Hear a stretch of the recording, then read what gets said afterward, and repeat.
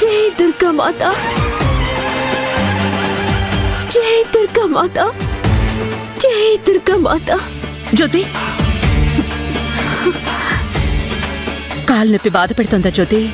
అవునమ్మా, కానీ ఆ మంటలలో తెలియని తృప్తుంది. నా దొరబాబు కోసం అగ్నిగుండం దాటానని సంతోషంగా ఉంది.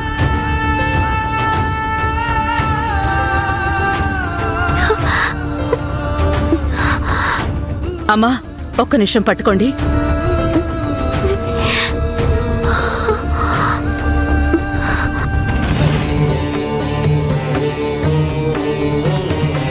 కాలు చూపించు.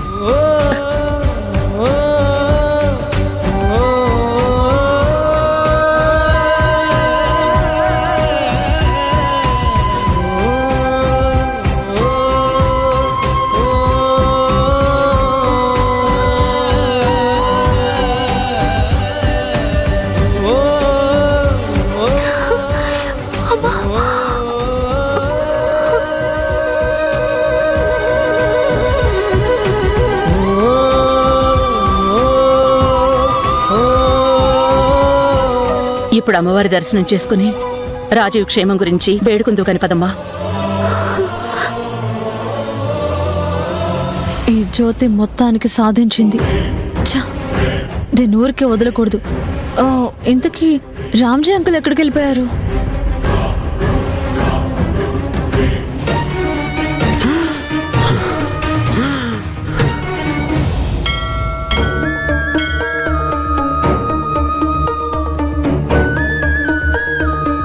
ఓం శ్రీ మహాలక్ష్మీ దేవతాభ్యో నమో నమః. అన్నపూర్ణే సదా పూర్ణే శంకర ప్రాణవల్లభే జ్ఞాన వైరాగ్య సిద్ధ్యర్థం భిక్షాం దేహి చ పార్వతీ.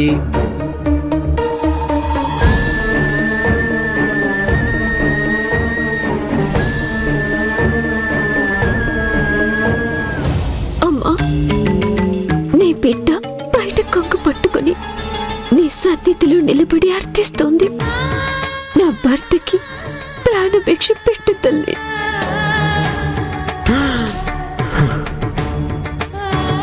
నా మాంగళ్యాన్ని కాపాడు. నా ఐదోతనాన్ని నా నుంచి దూరం చేయకు. నన్ను పెంచిన నా తల్లిదండ్రులు యాక్సిడెంట్లో చనిపోయారు. నా కన్న తల్లి, నా సొంత చెల్లి ఎక్కడున్నారో తెలీదు. ఈ ప్రపంచంలో నాకంటూ మిగిలిన బంధం నా భర్త ఒక్కడే.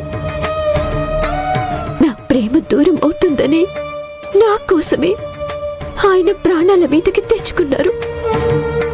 దయ ఉంచి నా సౌభాగ్యాన్ని నిలబెట్టు తల్లి.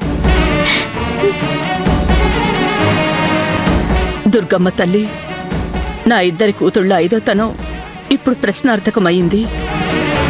నా తలరాతేంటో ఎప్పుడూ గుండె కోతలతోనే బతకాల్సొస్తుంది.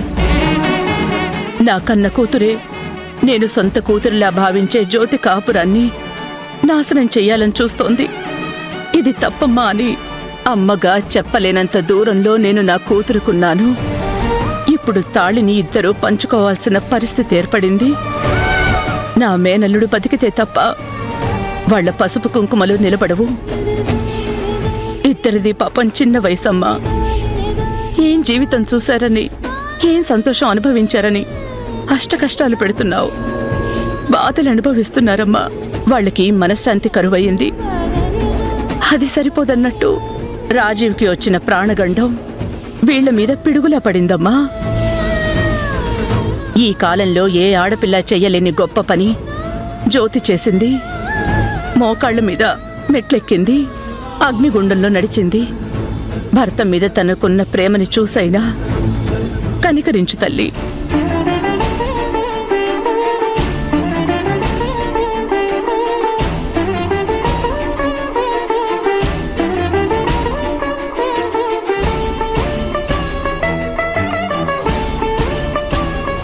ఓం లక్ష్మీం క్షీరసముద్రరాజతనయాం శ్రీరంగధామేశ్వరీం దాసీభూత సమస్తదేవనితాం లోకైకదీపాంకురాం శ్రీమన్మందకటాక్షలబ్ధ విభవద్బ్రహ్మేంద్ర గంగాధరాం. స్వామి, అమ్మవారి కుంకుమ కొంచెం ఇవ్వండి.